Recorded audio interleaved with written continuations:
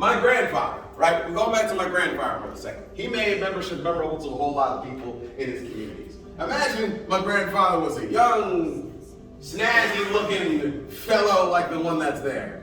Has a really great dentist. You know what I mean? And imagine that that's my grandfather. Not a Rotarian, somebody in the community, right? And, okay, let's just assume, it's a story, right? My grandfather did not have money like this.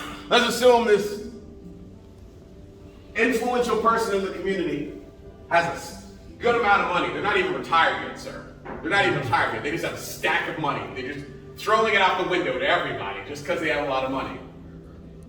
What was that? That's good. That's good. I mean, hopefully they're sharing. They have a nice like Tesla, right? They're the cool kids on the block. They help with charity. You know what I mean? They help with charity. They have a lot of friends, and they have, they're COVID safe, and they make sure that everybody's, comfortable. And he's 100% cool. He's the coolest guy that you've ever seen, right? He's the coolest guy. How many people have a person like this in your community that's not a Rotarian? 2 people, 3, 4. If you look hard enough, there has to be somebody who's a mover and shaker that's not in Rotary, right?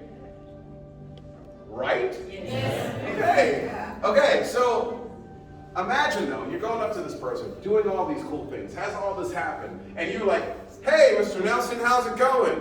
First date situation, right? First date situation. Hey, Mr. Nelson, how's it going? Yeah, why don't you come to my club?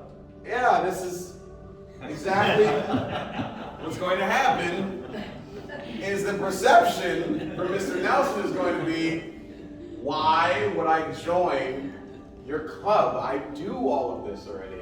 And you're all old. Why would I want to do this? Going back to the demographics of your particular club. Now, your club may not be old, but that might be a perception.